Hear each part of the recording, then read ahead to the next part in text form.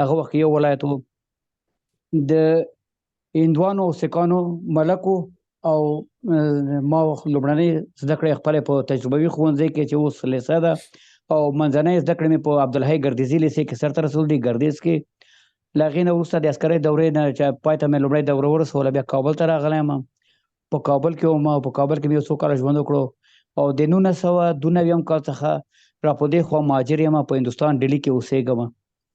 البته زه شاعري چې ما شروع کړې ده خو شاعري نه ده ما ته ګو ډیلي کومه دوستان ته خدای آباد لري بې حد اندازې مینه راکوي. نو دا چې څه ما لیکلي دي په همغه دورو کې د مکتب دوره وه د اووم اتم ټولګي زده کوونکی وم چې ما لیکل شروع کړل تر ننه یې لیکم نو زه نه پوهېږم چې ما څه لیکلي دي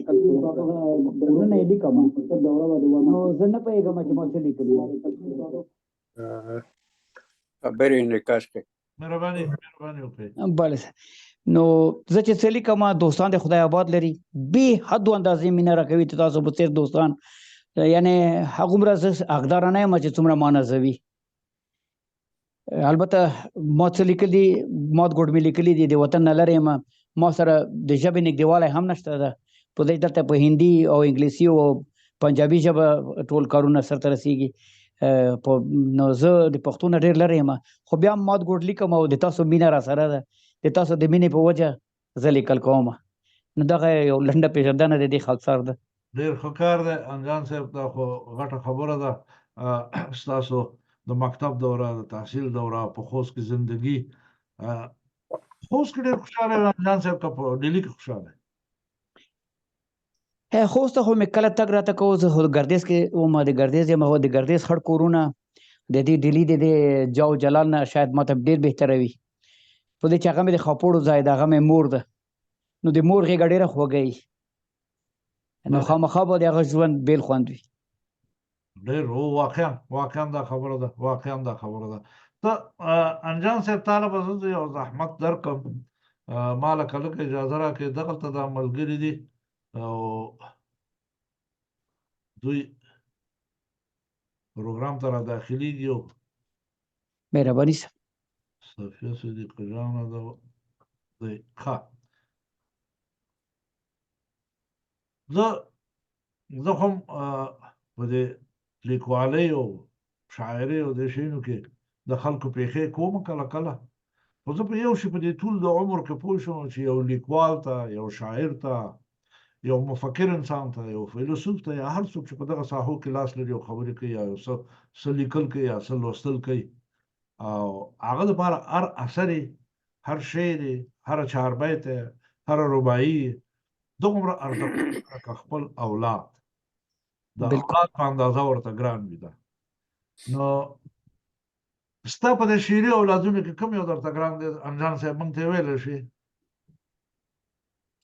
د دې انتخاب خو ډېر سخت ده په دې چې اولادونه خو ټول یو برابري څه فرق نه لري بلکل یې منمه صحیح ده را به شو انجان صاحب تاسو لږ فکر وکړئ د ځان سره په دې خپلو اشعارو کې یو ډېر ښایسته چې غزل دي که نظم وي هر څه چې وي تاسو د هغې انتخاب وکړئ او زه به راشم دلته زموږ په دې ملګرو دوستانو کې ډېر کسان دي چې زه ورته رښتیا د زړه له مینې او د زړه د دې عمق او تل نه ورنه مننه کومه هغوی ټولو خپل ډېر کارونه متوقف کړي د یو وخت لپاره او اوس غواړي چې خپلو کارونو ته هم ځانونه ورسوي خو د خپرونې ته هم حاضر شو زه د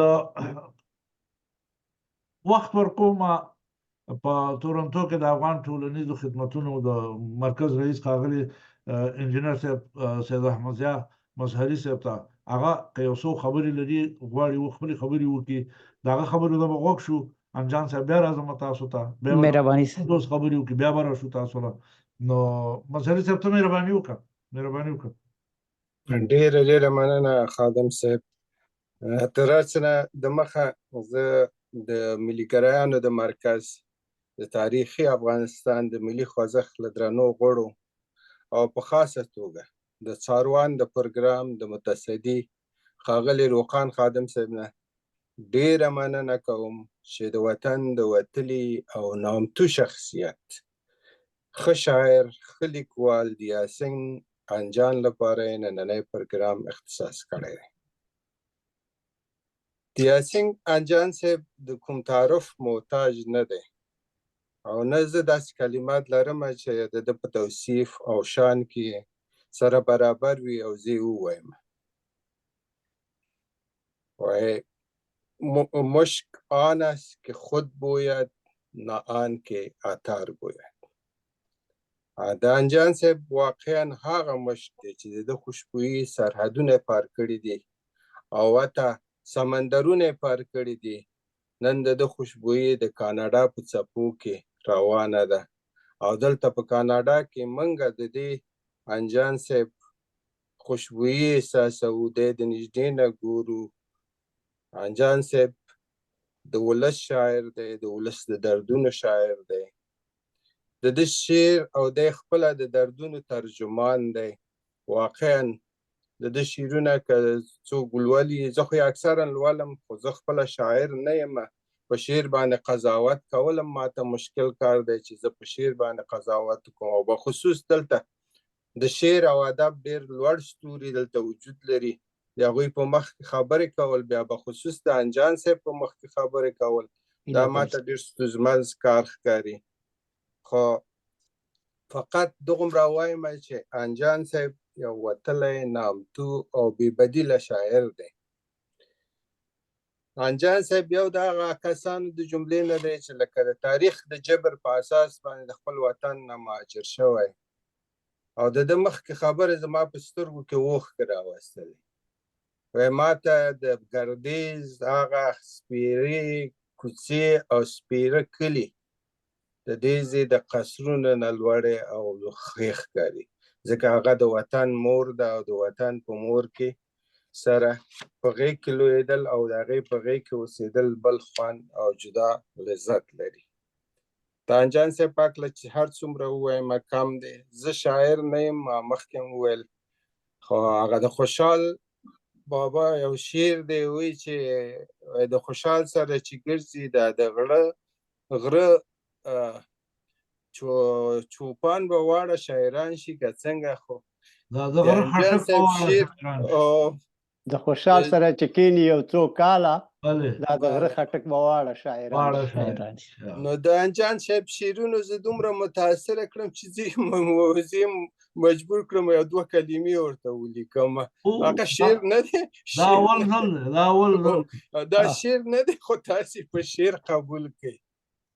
وایي ته شاهین د سردرو یې، د پکتیا د غرونو بازې، د وطن په درد دردمنې، د ریاض ځینې بې نیازې. ته خوشحال یې، ته خټک یې، ته حمید یې معشوقېل یې، ته ولس ته انجان نه یې، د افغان ملت همراز یې. او ډېره مننه. کور ودان. زه خو انجان صاحب ته انجان نه وایم، دا نور انجانا دی. تشکر کلیوال صاحب. ډېره مننه، ډېره مننه مزري، ډېر ښایسته. واقعا د انجان صاحب په شان کې چې د دې نه هم زیاتې خبرې کېدای شي، خو ته ډېر لنډ او ډېر د معانیو نه ډک راغلی او ډېرې ښې خبرې دې وکړې. نو انجان صاحب زه ګمان کوم زمونږ د خپل د مجلس ګډون کوونکي هم ستا د یو شعر د اورېدو تږي دي او دا نور کسان چې په مجلس کې مونږ سره نه دي او زمونږ د خپرونه همدغه لحظه د فیسبوک نه لایف ګوري، هغوی هم د دې تږي دي چې دا خبرې واوري. نو راځه ستا یو ښایسته نظم، شعر، غزل، هر څه چې دا به واورو او خبرې به سره کوو. نو لومړی خو زه د مظهري صاحب ډېر منندوی یم، البته دوی چې په کومو الفاظو ما ته زه د دې صفت وړ نه یم، خو دوی چې صفت وکړلو یعنې زه په کومو الفاظو مننه وکړم زه نه پوهېږم. داسې الفاظ ما سره نشته دي. کور ودان دا یو وړه ډالۍ ده. په کوڅې د محبت چې قدم نږدي، په کوڅې د محبت چې قدم نږدي، په پرهر د زړه هېڅکله مرهم نږدي. په کوڅې د محبت چې قدم نږدي، په پرهر د زړه هېڅکله مرهم نږدي. لمبې سرې شیندي بل هیڅ مقصد یې نشته، لمبې سرې شیندي بل هیڅ مقصد یې نشته. هسې خال په تندي سور خو صنم نږدي چې ویره شي له خدایه باور وکړه چې ویره شي له خدایه باور وکړه انسان پرېږده ځناور ته هم بم نږدي مننه صاحب سمه لار د انسانیت ده بې له شکه سمه لار د انسانیت ده بې له شکه قدم ولې په دې لاره نو سم نږدي انسان مینې نه په څه باندې بیزار شو انسان مینې نه په څه باندې بیزار شو زړه کې ولې خپل د مینې قسم نږدي چې غمخور د ملت ځان بولې انجانه چې غمخور د ملت ځان بولې انجانه ولې ټکه د پای نوره په غم نږدي په کوڅې د محبت چې قدم نږدي پر هر د زړه هېڅکله مرام نږدي تاسو د پاملرنې نه مننه ډېر ښکلی شعر دی ډېر ښکلی شعر دی انجان صاحب ما خو ښې ویلې چې راځو به ستاسو په دې شخصي ژوندګۍ کې به هم لږ لږې پوښتنې کوو دا زموږ دوستان به غواړي چې پوه شي مهرباني شخصي ژوند باندې دا خو دا د اورېدونکو عادت دی چې یو سړی غواړي چې په ټولو شیونو پوه شي علاقه لري خلک محبت لري بالکل انجان صاحب څو اولادونه دي په هندوستان کې مصروفیت څه شی دی ما 3 اولادونه دي خدای فضل ده هغه دکان لرو د موبایل اسسري ډېر ښه ډېر په دې کې مصروف دي ډېر وخت نه په ډیلي کې که نه تقریبا 12 کاله شول 12 کاله خو ډېر وخت دی صاحب آیا داسې شوي ده چې تاسو د اسلامي امارت سره د دغه ټولو سیک وروڼو د زندګۍ د دې د جایدادونو د دې د بزنسونو تجارتونو د بیرته تګ په باب هم ورسره خبرې کړي وي تاسو غواړئ چې بیرته خپل وطن ته لاړ شئ زه خبر یم چې ټول افغانان غواړي چې خپل وطن ته بیرته لاړ شي خصوصا زمونږ د سیک وروڼه هندو وروڼه چې هلته پراته وو مونږ سره داسې کوم کار شوی دی تر ننه تر نن خو داسې کوم اړیکه نه ده پیدا شوې او نه خبرې شوې دي خو واقعا د تاسو د خبرې په تایید ټول غواړي ټول افغانان چې امریکا کې دي که په هند کې دي که په هر چېرته چې اوسېږي د نړۍ په کوم کوچ کې چې دي هغوی خامخا وطن ته تګ غواړي وطن خوږ ده خپل وطن ده چې هر څومره خپل وطن ګل وطن ده نو داسې وخت زمینه به برابره شي انشاءالله خدای مهربان ده زه توفیق غواړم ټولو ته او هغه خپلو افغاني سیک وروڼو ته چې په هندوستان کې ژوند کوي او تا سره اشنایي لري او ته ورسره پېژنې زه ستاسو په وسیله باندې دغه خپلو ټولو ملګرو د ساروان د افغانستان د ملي ګرایانو د مرکز د ټولو غړو لخوا د ټولو مینوالو لخوا ټولو ته احترام او وروري او سلامونه تقدیمو چې ته وسیله شي دا به ورته زموږ د خوا نه ورسېږي وعلیکم سلام مننه انجان صاحب راځه چې لاړ شو په ګډه باندې به کلیوال صاحب ته دغه وکړو غوږ شو ورته د ده یو څو خبرې به واورو او کلیوال صاحب هم په خیر مې یو دغه لري او بله وعده لري د ملاقات هغه غواړي چې لږ ژر لاړ شي ګرچې زه خو همیشه داسې کوشش کوم چې کلیوال صاحب په اخر کې خبرې وکړي ځکه چې دا د غونډې ټولول او دا راټولول دا هم داسې وړوکی کار نه وي نو هغې نه کلیوال صاحب د هغې د عهدې نه ډېر ښه وتی شي کلیوال صاحب خو ادیب دی د احترام شخصیت دی کلیوال صاحب ته مهرباني وکړه راځه چې ستا خبرې جناب خادم صاحب تاسو ته د غونډې ټولو ګډون کوونکو ته او د نن غونډې ډېر محترم او ګران میلمه چې موږ ټولو ته دا ویاړ را بخلی دی چې د ده ښایسته مخ ګورو او د ده خبرې اورو او د ده په ژبه د ده شعر او هغه ته احترامات سلامونه انجان صاحب ته وړاندې کوم او ټولو دوستانو ته د زړه د کومې چې موږ اوري په دغه شیبه کې او یا هم ګوري خپل احترامات تقدیموو جناب خادم صاحب تاسو ته پته شته دی او زه پوهېږم چې دا ټول دوستان به په دې باندې د ما سره همغږي چې کله کله داسې پېښېږي چې یو انسان ته هېڅ نه یې لیدلی ته یې هم نه یې لیدلی تا هم نه دی لیدلی خبرې دا موږ سره نه دي شوي ملاقات ته موږ سره نه دی شوی خو د هغه خبرې یا د هغه کلام یا د هغه لیکنې تا لوستلی دي او هغه ستا د زړه په کور کې ځان ته کور پیدا کړی دی ستا د زړه په انګړ کې ځان ته کوټه جوړه کړې ده زه به مثال وایم موږ خوشحال خان خټک بابا نه دی لیدلی مونږ رحمان بابا نه دی لیدلی، مونږ پیروخان بابا نه دی لیدلی، مونږ حمید ماشوخیل بابا نه دی لیدلی، مونږ نور ډېر دغسې درانه مشران نه دي لیدلي، خو زمونږ په زړونو کې د هغوی ټولو دپاره یو ځای شته دی. دا ولې؟ دا ځکه چې هغو مونږ ته هسې څه راپرېښي دي چې هغه لاره چې زمونږ زړه ته راننوځي هغه لاره یې ځان ته خلاصه کړې ده. زه به یو بل وړوکی مثال د دې اوسني معاصر ادب دپاره تاسو ته وایم. ما پیر محمد کاروان نه دی لیدلی، ما جیلاني جلان نه دی لیدلی. دومره خبرې دغه دواړه د پکتیا اوسېدونکي دي، لکه انجان صاحب چې د ګردیز اوسېدونکی دی. مګر کله چې ما د دوی شعرونه لوستلي دي، کله چې ما د دوی بعضې مطالب لوستلي دي، د دوی لیکلي مې لوستلي دي، زما په زړه کې یو خاص ځای پیدا کړی دی. حتی کله کله مې چې کوم شعر لیکلی ما په شعرونو کې هم د دوی نومونه یاد کړي. نو انجان صاحب هم ما نه دی لیدلی، زه یې هم نه یم لیدلی. همدا اوس اولین وار دپاره یو د بل سره ګورو. البته د فیسبوک انډیوالي به مو کلونو ته رسیږي. دی په ګردیز کې اوسېدلی دی او زه په ننګرهار کې یم. بیا دواړه په کابل کې وو، مګر داسې موقع نه ده پیدا شوې چې ما او ده سره مخامخ لیده او کاته کړي.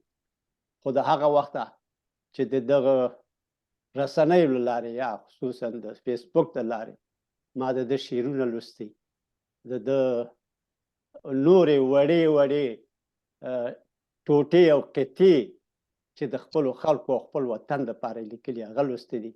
زما په زړه کې د خپل ځان دپاره کور جوړ کړی دی او انشاءالله چې دا کور به د ابد دپاره د ده کور وي او دلته به اوسیږي تر څو چې زه ژوندی یم.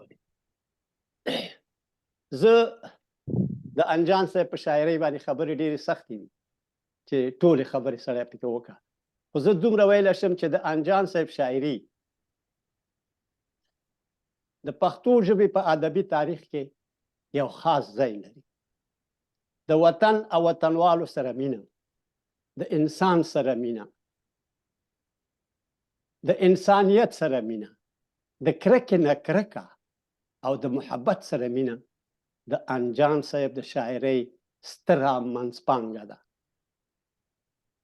د سراسري سولې ارمان، د جنګ مرګ او ژوبلې نه کرکه هم په وطن او هم په ټوله نړۍ کې د انجان صاحب د ارماني شاعرۍ تر ټولو لویه برخه ده.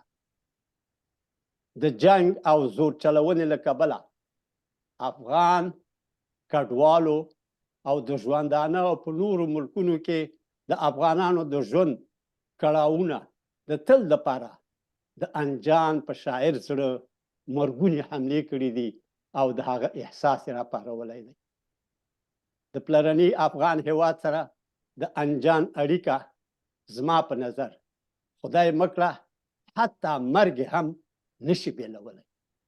د ده په شعر کې دا زمزمې او احساسات څرګند دي. او بالاخره انجان صاحب د هغه انسان په توګه پیژنمه چې د ده په سینه کې د تعصب، کرکې، لوړتیا غوښتنې احساس په قطعي توګه شتون نه لري او هغه د مینې شاعر دی، په مینه ژوندی دی او زه ورته دعا کوم چې تل دې عاشق او مین پاتې شي. زه د انجان صاحب شعرونه لولمه، خو د هغه د خولې نه، زه د هغه شعر تاسو ته د وطن او د لرېوالي د احساس یوه برخه ده چې تاسو ته یې وړاندې کوم چې هغه څه وایي. انجان صاحب وایي چې ډېر خفه شئ په دې باندې چې ولې د وطن نه لرې دی. عمر دې وخوړه هجرانه اوس خو ورک شه که نه، عمر دې وخوړه هجرانه اوس خو ورک شه که نه، خدای مې دې کاندي خلاص له تانه اوس خو ورک شه که نه. په ډېره ساده ژبه، کوم پور دې پاتې دی لا هم چې مې قرار نه پرېږدي، کوم پور دې پاتې دی لا هم چې مې قرار نه پرېږدي، ولې مې نیسې له ګرېوانه اوس خو ورک شه که نه. او بیا وایي چې د بلتون جیل کې د تړلی په زنځیر د یادو، د بلتون جیل کې د تړلی په زنځیر د یادو، د اشنا وکړم تپوس چانه اوس خو ورک شه کنه. او څومره بدرنګ، څومره ناولی، ستمګر څومره یې، نوم دې شه ورک له ټول جهان نه اوس خو ورک شه کنه. د یخ ګردیز دې د ډیلي لمبو ته وسپارلو، له یخ ګردیز دې د ډیلي لمبو ته وسپارلو، نور نو څه غواړې له انجانه اوس خو ورک شه کنه. تاسې که دا شعر ولولئ نو سړی پوهېږي چې د انجان په زړه کې د وطن مینه او محبت څومره غځونې کاندي او څومره د ده هغه داخلي احساسات د خپلو خلکو او خپل وطن سره اړیکې پیدا کوي. انجان صاحب ما مخکې ویل چې دی د کرکې نه کرکه لري. هغه وایي کرکه به نه کوي، خدمت د ټول خلقت به کوي. کرکه به نه کوي، خدمت د ټول خلقت به کوي. چې یې انسان نو بې له شکه انسانیت به کوي. مینه کوي که د وطن او وطنوالو سره، مینه کوي که د وطن او وطنوالو سره، د بلتون نه خوږې خبرې د وحدت به کوي. دا شعر وګورئ خو په مقطع کې انجان صاحب وایي چې ښه چې انجان مینه ونه کړي خلکو څه به کوي. ښه چې انجان مینه ونه کړي خلکو څه به کوي. خدای پیدا کړی محبت ته، محبت به کوي. نو دلته معلومېږي چې انجان صاحب د کرکې نه څومره کرکه لري. او دا وړه خبره نه ده که څوک په خپل وجود کې د کرکې نه کرکه، د کرکې نه د کرکې په مقابل کې قوت پیدا کاندي، هغه مکمل انسان جوړوي. او مکمل انسان هغه انسان دی چې هغه خدای ته ډیر قریب دی. انجان صاحب وایي چې په 2040 کال کې 80 کلن شو، یعنې 80 کاله د عمر یې تېر شو. زه وایم چې اوس نو پوخ شو، دی هم پوخ شو، شعر هم پوخ شو او فکر هم پوخ شو. که زموږ دوستان او ملګري د انجان صاحب شاعران، د شاعرۍ مینوال په فیسبوک کې وګوري، موږ هم شعرونه لیکو، خو یا 10 یا 15 کامنټونه راته دوستان ولیکي ښه دی لیکلی دی کور د ودانو، خدای د په عمر او قلم برکت کړي. مګر د انجان صاحب هر شعر ته په سوونو حتی په زرګونو کامنټونه لیکل کوي. دا څه شی وښي؟ دا موږ ته د وطن سره د مینه، د خپل وطن د خلکو سره د مینه او هغه اخلاص، صمیمیت، دوستی او بالاخره د شعر پوخوالی راوښیي. هغه وایي چې هغوی چې مینه پیژني، هغوی چې مینه پیژني، هغوی چې د مینې په قدر پوهیږي، هغوی چې له کرکې نه کرکه کوي، هغوی به مینه کوي. یعنې مینه د هر چا کار نه دی، د دغه خلکو کار دی. زه به دا خبرې لږې رالنډ، نور دوستان هم خبرې لري، خو یوه وړوکې ټوټه چې انجان صاحب لیکلې ده تاسو ته وړاندې کوم. هغه وایي چې راځئ چې مینه وکړو. هغه وایي چې دا یو حقیقت دی چې له کرکې زغموونکي څخه کرکه کوونکی ډېر په تکلیف او په کړاو دی، ځکه چې د هغه ذهن له زهرو ډک دی، او زهر چې په کوم ځای کې وي نو هلته واضح خبره ده چې انسان ستونزې او تکلیفونه به ډېرېږي. په کرکه اخته انسان وایي، انجان صاحب وایي چې په کرکه اخته انسان یوازې پاتې کېږي، ځکه چې نور خلک ورنه تښتي، نور خلک ورنه لرې والی غواړي، نور خلک نه غواړي چې هغه ته ورنږدې شي. نو دی ځکه وایي چې راځئ چې له کرکې نه کرکه وکړو او پرته له هر ډول تعصب او یو بل سره د زړه مینه وکړو. زه خپلې خبرې په دغه یو وړوکې څلوریزې چې انجان صاحب ته مې لیکلې ده هغه ته وړاندې کوم او خپلې خبرې ختموم.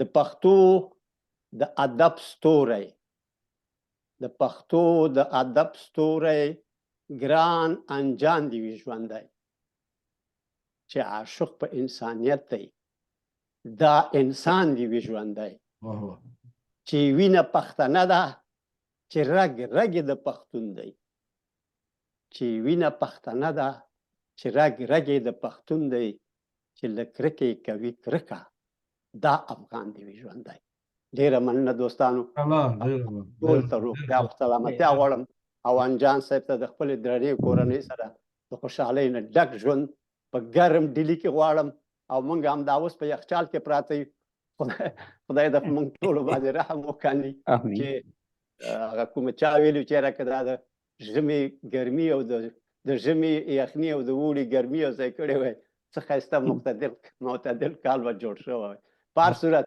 دته د عدالت او د انصاف او د خوښۍ او د خوشحالۍ نه ډک ژوند غواړم او هیله ده چې لکه تاسو چې ویل خادم صاحب چې ټولو وطندارانو ته چې هلته د ده سره په نږدې کې پراته دي زموږ سلامونه او احترامات ورسوي موږ د دوی سره یو او دوی د موږ سره دي موږ څوک نشي بېلولی موږ مرګ هم نشي بېلولی که موږ مړه هم شو موږ روحونه او زموږ ارواح به یو د بل سره وي الله د ټول روغ جوړ خوښ او خوشحاله لري مننه ډېره مهرباني کړې وه صاحب ډېرې ښکلې خبرې ډېرې ښایسته او واقعا د انجان صاحب په باب کې خصوصا د انجان صاحب دغه د شعر په دې اړخ کې چې د انسانیت د ترویج دپاره ډېر خواري کړې ده ډېر شعرونه په دغه برخه کې ویلي دي چې زه انجان صاحب بالکل په دې برخه کې برحقه بولم او دا یوه ډېره ښه نظریه ده که موږ ټول وکولی شو چې د دې شي لپاره کار وکړو ترویج یې وکړو چې موږ انسانان شو نو بیا موږ ته دې فرصت نه پیدا کېږي چې دین وسیله کړو د دین د وسیلې نه کار واخلو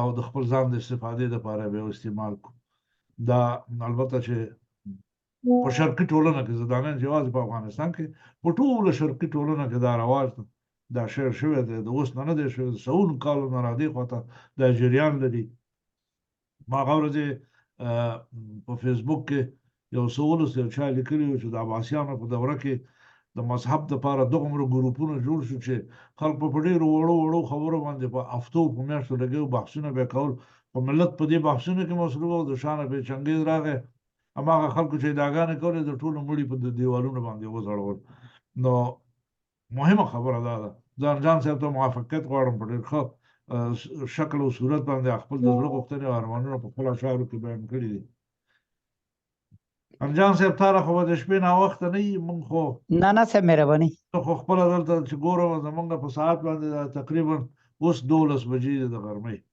اروپا کې یا 5-6 بجې خو وخت دی غونډو خلکو له وخت دی او ستا صحبت هم موږ ته ډېر خوږ دی دا قربان زمونږ سره دا زمونږ اوسېدل ستا په شاوخوا کې دا هم پخپله یو لوی د فرصت نه غنیمت دی دا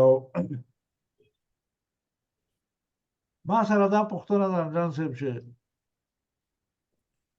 مخکې د یو شعر وویلې چې زما په هغې کې هغه ستا اندروني تاثر وکړ هغه ستا په خبرو کې مې ولیدو چې د وطن پسې انسان څومره خفه کېږي او خپل خادم صاحب بخښنه غواړم مخکې دی نه چې یو پوښتنه وکړې دغه انجان صاحب دا پوښتنه د په یاد ولره زه یوه خاطره مې لرو دا هغه مې غوښته چې ویم رانه هېره شوه مهرباني وکړه هغه دا وه چې ما څو موده مخکې د دې خپلې مریضۍ په هکله به د فیسبوک کې د دوستانو ته خبر ورکړو تاسې خبر یاستئ او ټول کور ودان زما دوستان چې په هره دنیا کې وو ما ته یې دعاګانې وکړې دا مې د همدې دپاره وکړه چې یاره که دا دعا هم وایي تقدیر بدلی راځه دا د دوستانو دعا خو به واخلې انجان صاحب بر علاوه د دې نه چې دعا یې راته وکړه دعا یې راته کړې وه یوه خبره یې راته کړې وه په فیسبوک کې راته لیکلي چې یو ده او یو زمونږ او ستاسې یو بل وطندار چې د پغمان دی فضل من الله حاجي صاحب فضل من الله چې هغه هم په ډیلي کې دی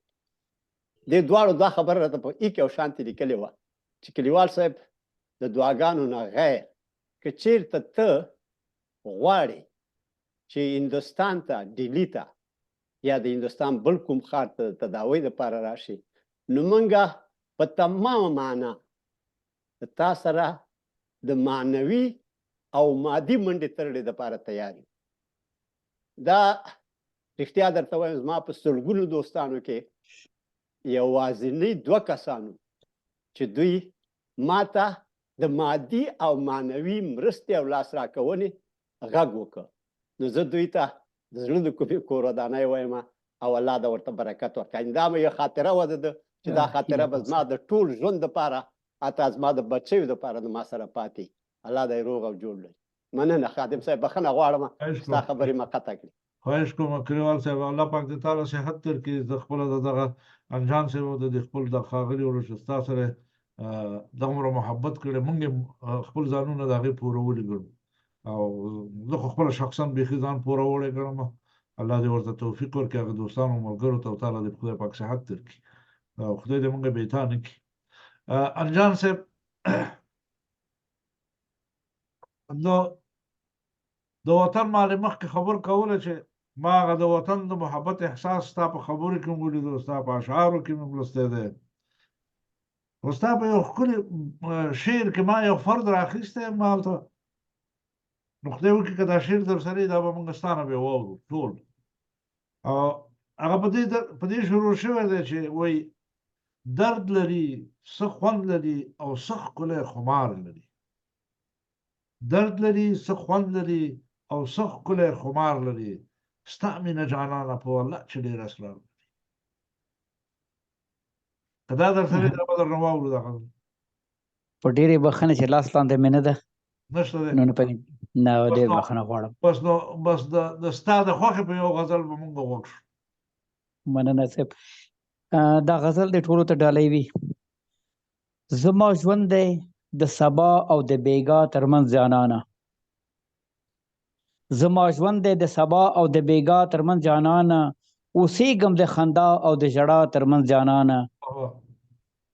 دا ته او دا زه یم په میدان د محبت کې، دا ته او دا زه یم په میدان د محبت کې، معلومه به وفا شي زما او ستا ترمنځ جانانه. دوی شیندي نفرتونه او زه لو کوم د کرکو، دوی شیندي نفرتونه او زه لو کوم د کرکو، سیالي ده د تیارې او د رڼا ترمنځ جانانه. دا بیا ووایه خان جان. مننه صاحب. دوی شیندي نفرتونه او زه لو کوم د کرکو، سیالي ده د تیارې او د رڼا ترمنځ جانانه. ویتل ټنډی شومه شونډې چیچي لاس کړي لپه، ویتل ټنډی شومه شونډې چیچي لاس کړي لپه، څه فرق شو د خیرو او د دعا ترمنځ جانانه. تا غېږه کې نیولی تل انجان په مینه مینه، تا غېږه کې نیولی تل انجان په مینه مینه، څه پاتې د بادشاه او د ګدا ترمنځ جانانه. زما ژوند دی د سبا او د بیګا ترمنځ جانانه، اوسېږم د خندا او د ژړا ترمنځ جانانه.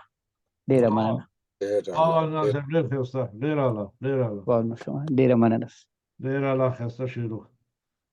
دا د نن ورځې د عصر دا ټکنالوژي چې څومره ښه شی دی، ژوند یې څومره اسان کړی دی، ډېر مشکلات یې هم خلق کړي دي. دغه نن یې اول موږ ته دلته مشکل خلق کړی دی.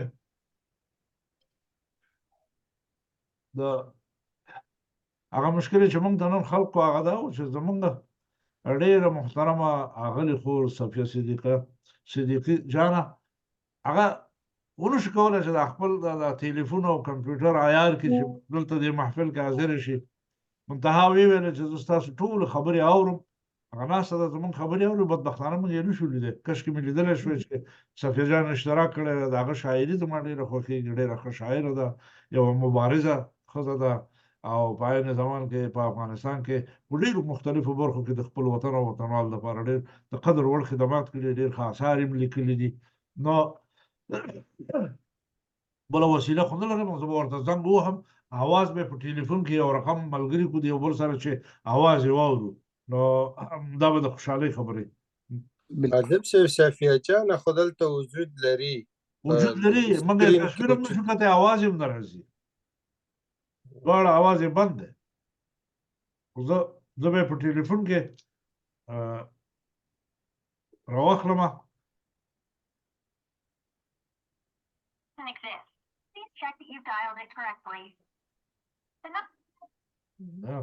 تلیفون یې هم لکه چې کار نه کوي.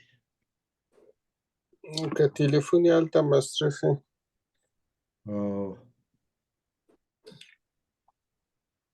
کال صفیه صدیقي بخښنه غواړم چې زه دلته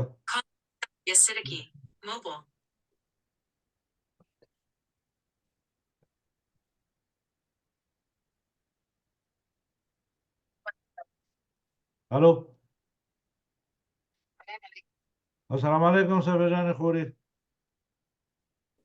خیر اوسئ برنامه مې تر اخره وکتله ټول مې وکتئ او واقعا زه د یو چا چې ډېر زیات حوصله یې وکړه اڅکزی صاحب و چې ستاسو نه وروسته زه و اڅکزی صاحب لاین ته راغلي وو اما متاسفانه دا چې ما ونه شو کړی ګډون مې وکړم په کې خو ستاسو څېرې مې د ټولو وکتې خبرې مې وکتې ټوکې مې ستاسو وکتې خو ومې نو هېڅ مې ونه اورېدل خو ومې کتل اوکې نو موږ دا شکایت وکړ د نن د ټکنالوژۍ نه دا شکایت وکړ چې کله کله دغسې مشکلات پیښی زه به یو غږ په دې خپلو مېلمنو په دې د خپلو یارانو وکړم چې ستا اواز اورېدی شي دوی که نه بله موږ اواز بله اورېد نو اوس صفیه جان اواز خو دې ټول اورو او هغه کسان چې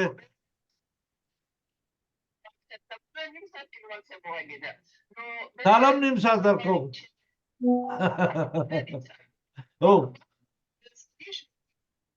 ښه نو خالد صاحب اول خو تاسو ته مبارکي وایم د داسې یو ښه نوښت او بیا شکر الحمدلله چې زموږ په پښتانه کلي کې داسې کسان هم شته چې شملې همیشه اوچته دي او اوچته یې ساتي چې یو د هغې کسانو نه هغه څوک چې سپینه کوتره له مودو په دغه خوا رانغله سپینه کوتره له مودو په دغه خوا رانغله په دې وطن د پسرلي د هوا رانغله خندا ته پرېښود نه د مور او نه پلار دا ستا له لاسه کومو سترګو ته ژړا رانغله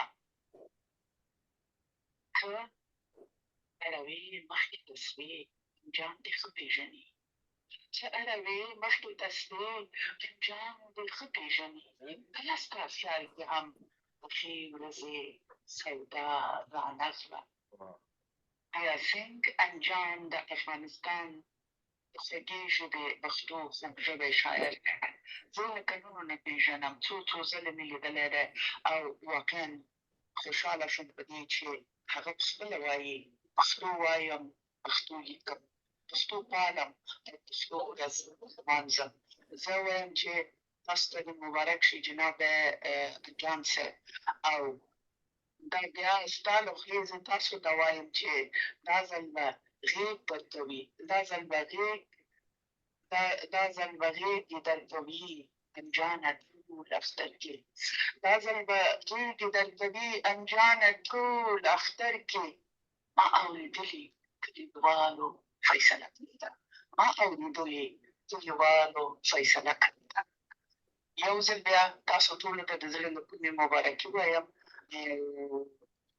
یوه لنډه زړه کیسه د 2014 کال درته کوم د 2006 کال هندوستان ته لاړو زموږ یو وطندار و د خوږیانو هغوی موږ مېلمانه کړو تلګنګار ته لاړو یو د افغانانو کلی و په دې کلي کې ټول همدا موږ رنګه خلک وو خو ځینو یې پټکې تړلې وې ځینو یې ږیرې درلودې ژبه همدا ژبه کلتور همدا کلتور اوس چې مې انجام صاحب وکړو چې په توشکه ناست او بالښت یې شاته ایښی او وطنۍ پردې یې شاته ځوړندې دي نو هماغه کلی رایاد شو هماغه خلک رایاد شو نو هغه وخت د دې کورنۍ چا کره چې موږ تللو پلار یې ناروغه و پلار یې ډېر سخت په بستر کې پروت و او موږ همالته وو چې دا یې د دې دنیا لاړ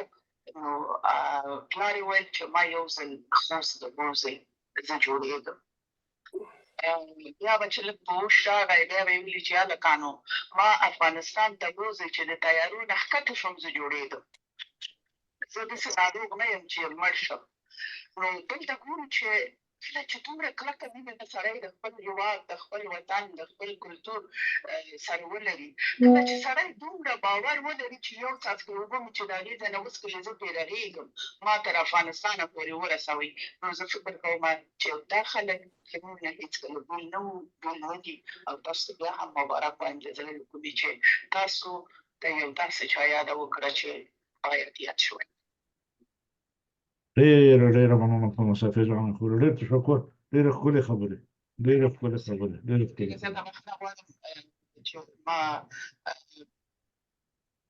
ونه شو کړی چې په وخت تاسو سره خپل نظر شریک کړم. په هر صورت زه واقعا ډېره خوشحاله یم چې د دې برنامې یوه برخه وم د څه هم چې ډسیبل برخه وم.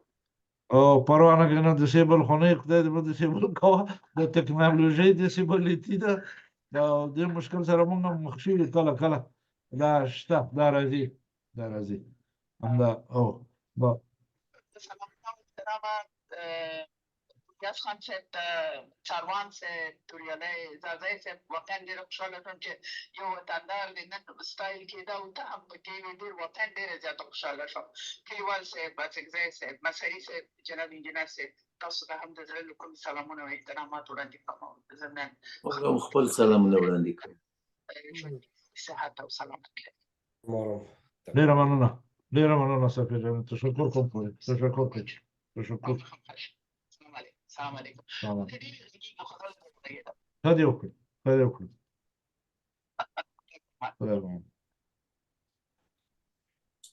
سفیر جان خور خبرې مونږ ټول واورېدې واقعا دا وروستنۍ او آخري کیسه چې وه ډېره سخته دردونکې وه یعنې هغه آفت چې په دې وطن باندې راغی ټولو خلکو پرې راوستو داسې انسان د دې وطن نشته چې د هغې په سینه کې همدغه درد نه موجود او د همدې درد نه کړېږي بې وطني بد شی دی د انسان عزت حرمت خوشحالي غم خفګان هر څه په خپل وطن کې هملته خوند هم کوي د ټولو لوبو سره لوبېدل هلته خوند کوي اوس موږ ټول بس دا په پردي وطن کې پراته یو او په دې مظلوم ملت باندې ډېرې لوبې وشوې په هغې به نه غږېږو زموږ دا محفل ډېر ښایسته دی ادبي دی نور به پرې نه غږېږو چې بل چېرته لاړ نه شو په همدې لاره به ځو او اڅکزی صاحب میکروفون شما آن است. بله میایم حضور و خدمت شما. ما میفهمم که خودت در کانادا عمر زیاد تیر کردی و از بسیار جوانی و سنای بسیار خرد به این مملکت آمدی. آشنایی با ادب و ادبیات سرزمین تاریخی و کهن مردم افغانستان تا چه حد داری؟ آشنایی با مردم داری، آشنایی با سیاست از این مملکت دارین، از همه چیز دارین. بنان من 100% یقین دارم که با ادب از این مملکت هم یعنی که افغانستان عزیز کل ما شماست ناآشنام نیستی و با کافی اندازه دخیل و هستی دوجه و انجان صاحب یک از شعرهای بسیار مقبول زمان پشتو عصر حاضر است و کلگی ما میبینیم و شنیدیم و آثارش هم خواندیم و به خاطر قدردانی خدماتی که در طول عمر خود برزی فرهنگ مشترک افغانستان کرده ما با هم جمع شدیم. ما میخوایم بشنوم از شما یک چند کلمه. تشکر. اول خب به حد اندازه آقای خادم صاحب از شما یعنی تشکری میکنم که این یک موقع بسیار خوب برای ما برابر شد و با بسیار دلچسبی تمام صحبت ها را گوش داشتم و هر روز زندگی انسان از تجربه است از یاد گرفتن است و امروز ما بسیار چیزها را همین لحظه یاد گرفتم. یگانه چیزی که برای من همیشه خادم صاحب سوال میشد از دوستان میگفت که چطور همین مسیر تغییر نمیکنه همیشه در یک مسیر روان هستی و برای خود ما مشکل تمام میشد که ما خودم درک کنم که چرا مسیر ما تغییر نمیکنه و امروز همین لحظه ما همین جواب خود برای خود کم کم پیدا کردم که ما نواسه یکی از شاعرای افغانستان نویسنده افغانستان غلام جان خان اچکزی هستم و پدرکلان ما در وقت اعلی حضرت یعنی قلمیار یا نویسنده از اون زمان بوده که از ارگ و یعنی چیزهایی که از نوشته های شاعری و گپایشان که یعنی میگه میراث میمانه، امو برای ما البته میراث مانده که در فامیل ما همچنان تنها یگانه چیزی که برای ما درس داده شده بوده می است که محبت و راستی. امروز ما از آقای انجام صاحب شعرهایش که دیدم و این محبت و عشق و راستی زیره که دیدم که ای تو اشخاصی که فعلا دیگه دوستایی که فعلا همراه ما شما در اینجا هستن، همه گیرم ما از بسیار سالهای سال که تعقیب دارم، مسیرشان چوده تغییر نکده، گفتارشان تغییر نکده و خود ازی امو نماینگر یعنی کلچر یا خانه شعر و شاعری است که کلیوال صاحب بسیار دقیق و مقبول فرمودن که عشق بر آدم تنها شاعری بر آدم عشق به وجود میاره و هر کس توانایی از زیر نداره. با واقعیت که این دو شاخه وقتی که یک جای میشه یعنی بسیار کلان گپ است دیگه. ما برآمدن در این مجلس یعنی من خودم لیاقت از زیر نمیدیدم برای خود که من یک مجلس امروزی باشم همراهتان، اما به خاطر بودیم صرف که شما ما یاد بگیریم و از انجام صاحب دگام دربارهشان معلومات پیدا کنم و شوق و آرزوی ما امی فعلا همی شده که هر نوع اوارد یا امو انتخابی که شما بزرگان امروز کنین، ما با دو چشم دیده یک افتخاریه باید از طرف ما برای آقا انجام صاحب داده شود و این یکی از آرزوهای زندگی مستک و برای این راه که ما بتانم برای انجام صاحب خدمت کنم، این شاید از ما خوبترین وقتهای زندگی و دستاورد خوبم در زندگیم باشه. اساتذه صاحب بسیار زیاد تشکر. مننه کورادان، ډېرې ښکلې خبرې. انجان صاحب دا زمونږ دوستان تعداد زمونږ د ملګرو نه پوهېږم څه تخنیکي مشکل شته. تابع صاحب راته مسیجونه کړي چې داخلېدی نه شي. زلبلان صاحب بیرته دغه شو، په خیر نو چې قطع شو. دریز خالد صاحب هغه هم نشته او دوه درې ملګري نورو موږ ډېر کسان را خبر کړي دغه تخنیکي مشکل زموږ کار لږ راسخت کو. نو تابع صاحب زه خو د نورو دوستانو سره مشکل نشته، زلبلان صاحب نور ملګري مشکل نه لري. تاسو که دومره وکړئ هغه خپل ټلیفون یو ځل ګول کړئ، بیا بیرته عام کړئ، بیا بیرته زوم ته راشئ، انشاءالله داخل به شئ. څه مشکل نشته ځکه پروګرام چالان دی، ټول خلک یې ګوري او اوري. بخښنه غواړم انجان صاحب، موږ دغسې تخنیکي مشکلات سره بخښنه غواړم. دا راګرځم تاسو ته انجان صاحب، زما سره د پښتو ژبې په ادب خصوصا د شعر په برخه کې چې یو سوال را سره پیدا دی، هغه یعنې ستاسو نه سوال نه دی چې زه پوښتنه کوم، داسې نه په دې منظور نه.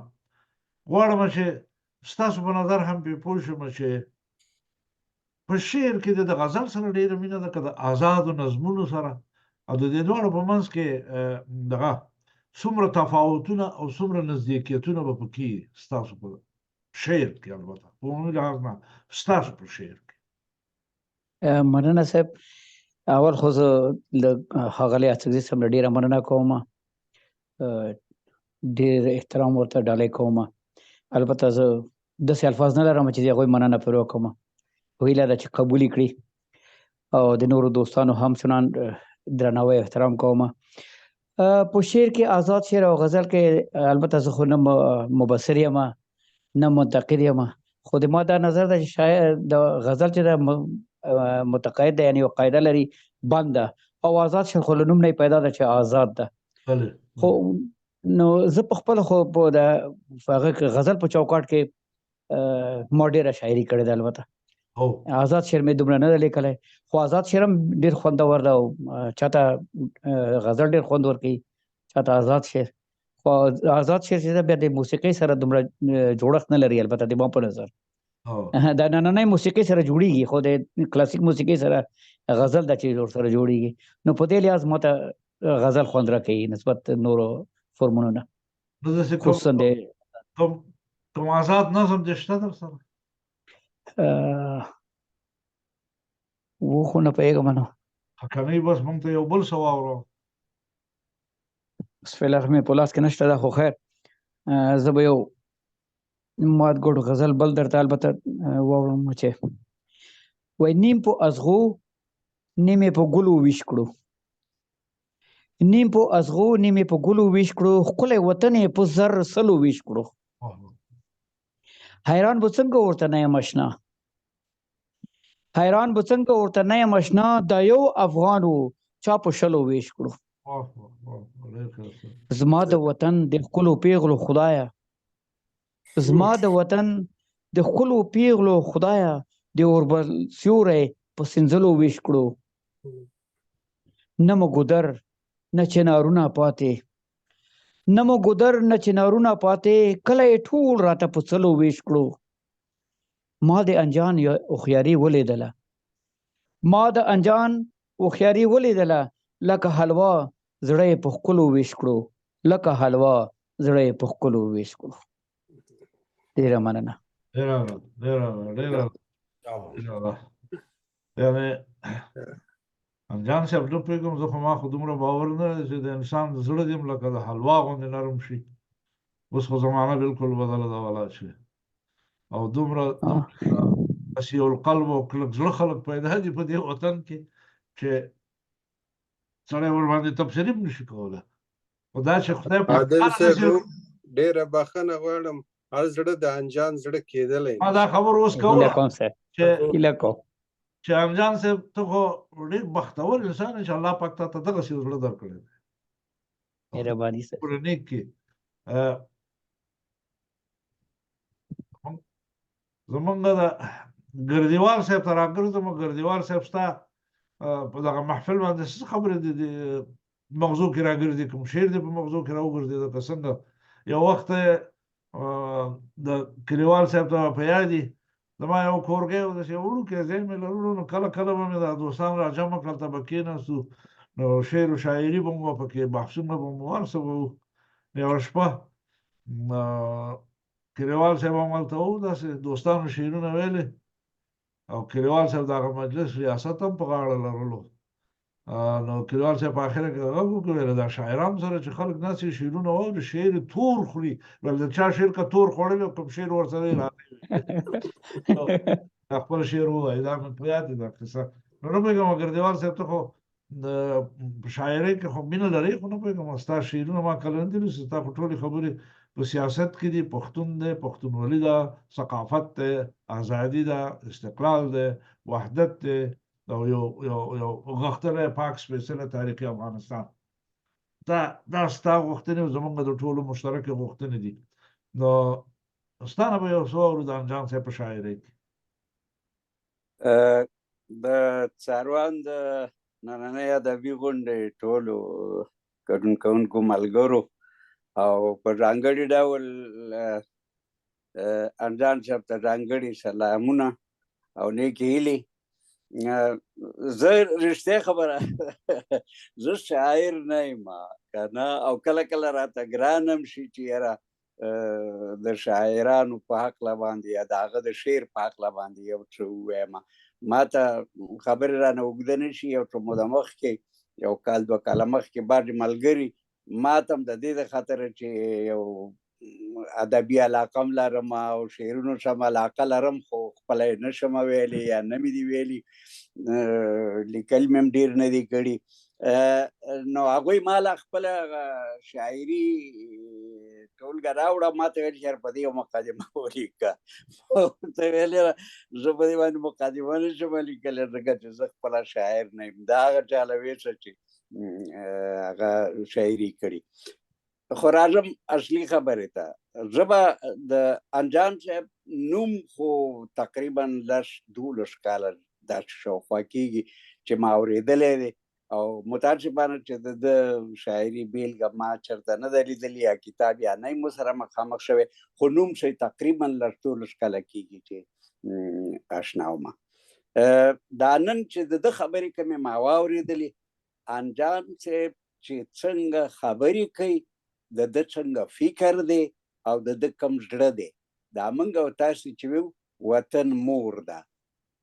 انجان صاحب په اوریجنل اصلي ډول په خپله شاعرۍ کې د دې خپلې مور او وطن سره ځان په شباهت کې راوستی، او دا یو شاهکاري ده، او دا یو زبردست شاهکاري په دې ده چې اول انجان صاحب ته سړی ګوري چې دی په څه رقم شاعري کړې ده، دی د یو بل مذهب او سړی دی، صحیح ده چې په دې خاوره کې رالوی شوی دی، خو هغه چې د دې خاورې او مور سره ځان په شباهت کې راولي او کومې لیکنې کوي او هغې کې څومره اصلیت او هویت او اوریجنالیټي پروت دی، دا په خپله زما دپاره ډېر د قدر وړ دی. دا په ډېرو هغو خلکو کې چې داسې شاعري کوي، زه په خپله که زما نه څوک پوښتنه وکړي، ډېرو ملګرو ما نه پوښتنه همیشه کوي چې ستا په دې شاعرانو کې څوک خوښ دی. زه ورته همیشه د ملنګ جان نه بغیر مې یو هم نه دی خوښ. مالکه ملنګ جان چېرته یو حزب یا پارټي لرلې، زه به د ملنګ جان استاد په پارټۍ ساته. دا نور بس هر څوک خپلې یعنې غیبت دې نه شي یا نور ملګري په دې باندې دغه بده ونه ګڼي، تنقید نه دی، خو زه کله کله په یو بل شي ته د شاعرانو متوجه یم. صحیح ده هر چا د حالاتو مطابق شعرونه وویله، خپل ژړا ویرې وکړ، حالات یې خلکو ته وښودله، او ډېر خلک دغه اصطلاح هم ډېره عامه ده چې شاعر د ټولنې عکاسي کوي، دا عکاسیګانې هم ډېرې وکړلې. دا شاعران او ادیبان ولې یو ملي ادبي ګډې لارې ته نه راځي؟ تکلیف چېرته دی؟ ولې دا ادب، شاعري او دا ټول جړاویر د دې وطن یا د دې مور وطن دپاره دی؟ نو بیا ولې دا خلک یو ملي اړخ نه ثابتوي، نه دغه کوي؟ په دې کې کله کله موږ هم د ډېرو ملګرو سره بیا بحثونه هم کوو، خبرې مو ورسره کوو چې ولې داسې دی. ډېر خلک بیا دا وایي چې یاره زما بس دا د لاسه کېده چې شعر مې ویل، په شعر کې مې ویلي، نور مې وسه نشته. خیر دا خبره به تر یو حده پورې سړی ومني، خو زما په فکر باندې که شاعر صاحب، لیکوال صاحب، ادیب صاحب او سیاستوال صاحب او ټول نور خلک د خپل ملي ارزښتونو په بنسټ باندې د دې مور وطن دپاره او د دې مور وطن د ملي ارزښتونو سره د شباهت په بنیاد ځان رانږدې کړي، زه فکر کوم چې موږ او تاسو وړې ده او ګټو یې. ښه ولې دا نه کېږي؟ دا ژور بحثونه دي، خو زه په خپله په زړه کې نن ډېر خوشحاله شوم چې د انجان دا خبرې مې واورېدلې، او دې چې 10-12 کاله مې په غیاب کې اورېدلي و د ده په هکله، یا مې چېرته لوستي و او اوس مې د نږدې نه ولیده. خوشحاله یم ده ته د خپل راتلونکي ژوند په تړاو باندې بریالیتوب او سرلوړي غواړم. خدای دې آباد او خوشحاله لرم. ډېره مهرباني ګردیوال صاحب، تا دې خدای ژوندی لري. ډېرې ښایسته خبرې. یو څو دقیقې لا وخت لرو، یو 10-15 دقیقې وخت لرو، نو داسې لنډې خبرې زازی صاحب ستا نه اخلم. غواړم چې د انجان صاحب په باب، د انجان صاحب په شاعرۍ کې ستا څه نظر دی؟ نو بیا به راشو انجان صاحب نه به یو څه نورې غزلې واورو او د پروګرام اختتام به وکړو. بعضې دوستان ته نه پوهېږم په هر دلیل و وجه چې د پروګرام نه خارج شو، الله دې خوشحاله لري. مهرباني وکړه زازی صاحب. سلامونه، نیکې هیلې راته ډېر قدرمن منلی خادم صاحب، ستاسې قدرمن میلمه چې نن زموږ میلمه ده او د هیواد منلی پیژندل شوی شاعر ښاغلی انجان صاحب او ټولو لیدونکو او اوریدونکو ته د دې پروګرام ټولو ناستو دوستانو ته، او که زما غږ اوري زما نیکې هیلې سلامونه ډېرې درندې قدرمنې اغلې صفیه جانې ته چې زموږ ویاړ ده هغې ته وړاندې کوم. زه خو په خپله شاعر نه یم او زه ډېر خوشحاله یم چې نن په دغه ادبي پروګرام کې زموږ سره ښاغلی انجام صاحب شتون درلودلو. زه د ده اشعار همیشه په فیسبوک کې لولم او ورباندې ویاړم چې واقعا د قدر وړ او د عزت وړ. یو وخت کې ماته یو چا زما د کلي انځور پس له 10 کالو راولېږلو. نو هغه یو بس د خپلې کوټې ته ننوتم، اوقات مې ډېر تریخ شلو. زه نه شاعر یم نه لنډې لیکلی شم نه بل، خو همداسې چورت مې ورته وویل یو څه مې ولیکل غواړم چې نه تاسو ته ووایم. واه مهرباني مهرباني. پردی وطن دی څوک مې نشته، خپلې بېوسې سترګې چاته واړومه. چې رایاد چې د خپل کلي د ژرندې وټي چې ترې ډکول به د کلي جنکیو او د اوبو ګړي. وطن راته ستوری د اسمان شو، نه ورتلی شم نه مې زړه صبر کوي نه. چې جنازه مې در روانېږي وطن ته، په کفن باندې مې وشیندې د کلي ګلونه. جنازه مې کېږدې د سپېدار لاندې جوس کې، چې پوره مې شي په پټو سترګو د زړه ارمانونه. نور څه نه لرم. جنازې ته د وخت خدای ډېر درکاندي، خدای د عمر درکاندي، وسه پورې شکر دی ځوان یې تکړه. مته هغه ډېر دردونکی حالت و چې ما د خپل کلي هغه انځور ولیدلو، هغه د کلي هغه جوس مې را په یاد شوله، جوسه مې را په یاد شوله، خدای بخلي مور او پلار مې یاد شول، یو کور کې م ژوند کولو. د کلي وټي و، دا د ترور زامنو ماما زامنو چې موږ به په دې غرو کې ګرځېدلو، هلته به هم د چرچرو برګیو ښکار کولو.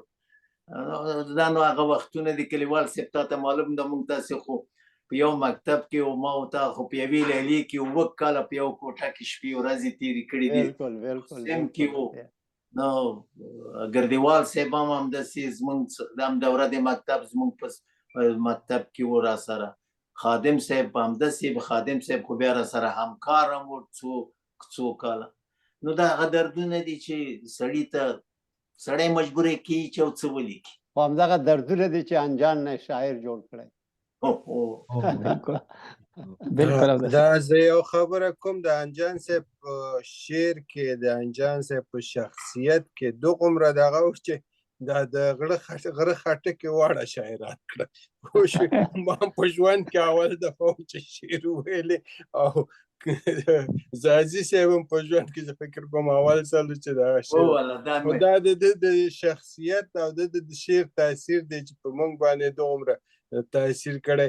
زه ستاسو په اجازه رخصتېږم او بیا هم یو ځل زه بیا انجان صاحب ته د لا زیاتو بریاو آرزو کوم. خدای د ده د کورنۍ او زمونږ ټول هغه اهل ونود او سکرونه چې نن د وطن نه بې وطنه شوي دي، خدای دې بیرته په خپل وطن کې میشته کړي، او خدای دې موږ ته هم دا زمینه برابره کړي چې یو ورځ داسې یوه فضا رامنځته شي په افغانستان کې چې ټول سره هغلته بیا هماغه یا په یوه چرګۍ کښېنو، او خدای دې یو آزاد غښتلی او یو موټی افغانستان زموږ په نصیب کړي.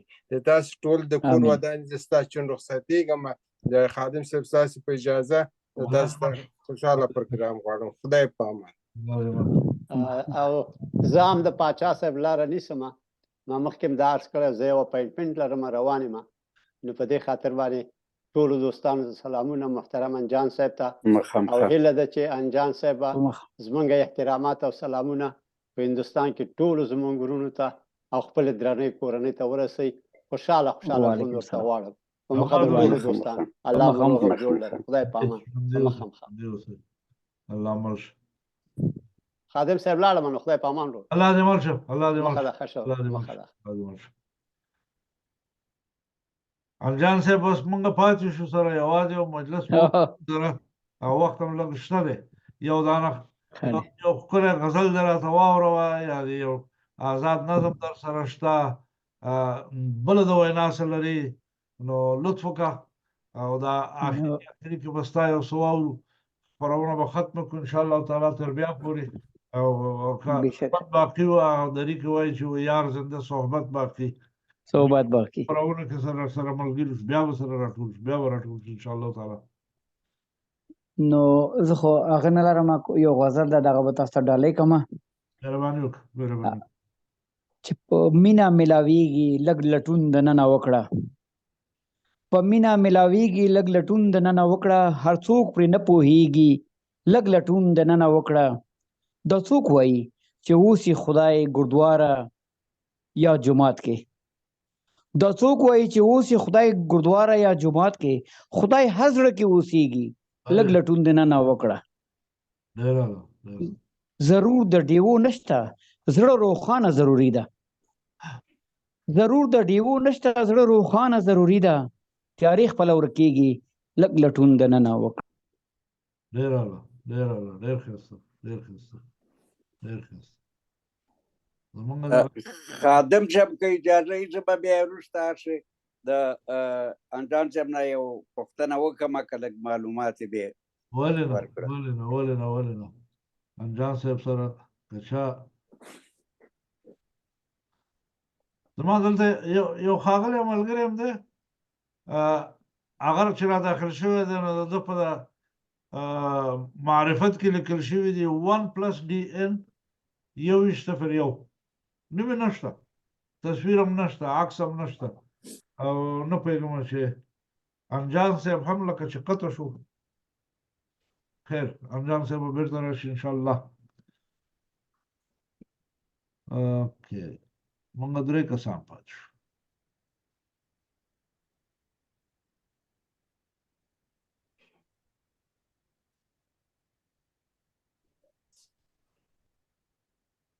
انجان صاحب لاین قطع شو لکه چې هلته دا د انټرنیټ مشکل به وي او څنګه چلی ګردیوال صاحب ته دې پوښتنه وکړم که انجان صاحب خو نشته که پوښتنه دې کوې خو ښه پوښتنه زما بس د دې خاطر چې زموږ او ستا چې دا وخت اوس تېر شي زما پوښتنه دا وه چې انجان صاحب چې په کور کې په کومه ژبه خبرې کوي دوی به حتمي خپله یو ژبه لري هغه چې هرې وده هغه به دویم د دې پوښتنې نه وروسته مې دا پوښتنه وه چې هغه انګېزه چې ده ته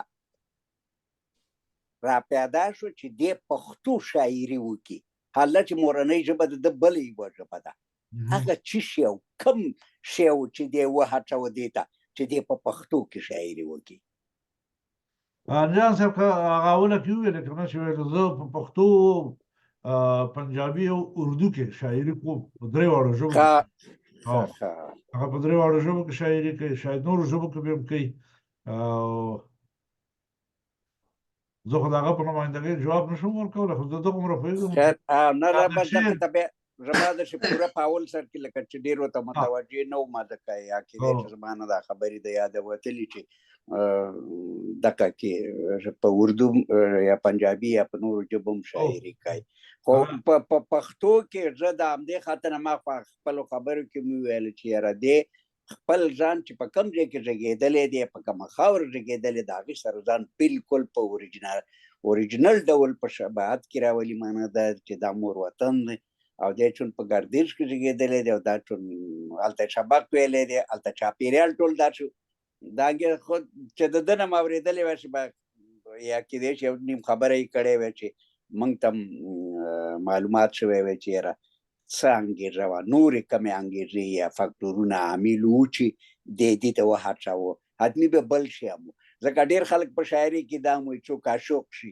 څوک نه پوهېږم څه شی شي اوس کېدای شي د سره دا شیان ډېر مطرح نه وو خو د ادبي شکل باندې چې دا شاعرېږي او دا د ده په شعرونو کې هم دا څه چې موږ او تاسو هم دا نن واورېده دغه کې مثلا کرکه او نفرت او نه پوهېږم دا چې مې شي دا خو حتمي د یو ځای نه یو انګېزه اخلي که نه نو د دې خاطر نه موږ چې که دی په خپله یو نظر یې پکې ورکړی ښه به وي خو پروا نه کوي حتمي نه ده زما په زړه کې یو څه ګرځېدله دا مې دې خاطر نه مطرح کړه.